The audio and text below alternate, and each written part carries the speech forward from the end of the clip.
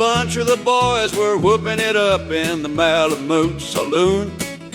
The kid that handles the music box was hitting a jagtime tune. Back of the bar in a solo game sat Dangerous Dan McGrew. And watching his luck was his light o' love, the lady that's known as Lou. Went out of the night, which was 50 below, and into the din and the glare. There stumbled a miner fresh from the creeks, dog dirty and loaded for bear. He looked like a man with a foot in the grave and scarcely the strength of a louse. Yet he tilted a poke of dust on the bar and he called for drinks for the house. There was none could place the stranger's face, though we searched ourselves for a clue. But we drank his health and the last to drink was Dangerous Dan McGrew. There's a men that somehow just grip your eyes and hold them hard like a spell. And such was he, and he looked to me like a man who had lived in hell.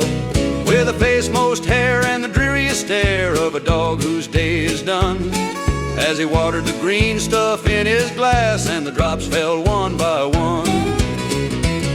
Then I got to figuring who he was and wondering what he'd do.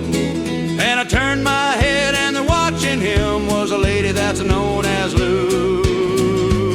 His eyes went rubbering around the room and he seemed in a kind of daze, till at last that old piano fell in the way of his wandering gaze. The ragtime kid was having a drink, there was no one else on the stool.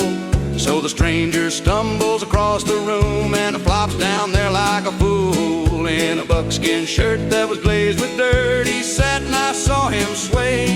Then he clutched the keys with his talon hands. My God, but that man could play.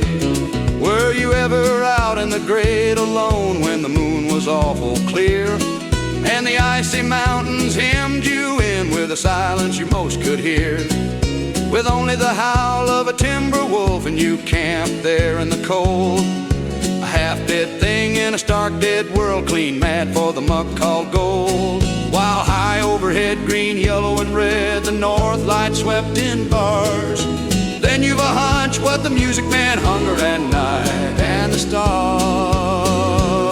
And hunger not of the belly kind that vanish with bacon and beans, but the gnawing hunger of lonely men for a home and all that it means, for a fireside far from the cares that are four walls and a roof above, but oh so crammed full of cozy joy and crowned with a woman's love.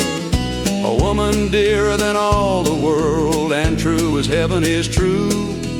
God, how ghastly she looks through her rouge, the lady that's known as Lou. Then on a sudden the music changed so soft that you scarce could hear, but you felt that your life had been looted clean of all that it once held dear. That someone had stolen the woman you loved, that her love was a devil's lie, that your guts were gone and the best for you was to crawl away and die. 'Twas a crowning cry of a heart's despair, and it thrilled you through and through. I guess I'll make it a spread Masra, said Dangerous Dan McGrew.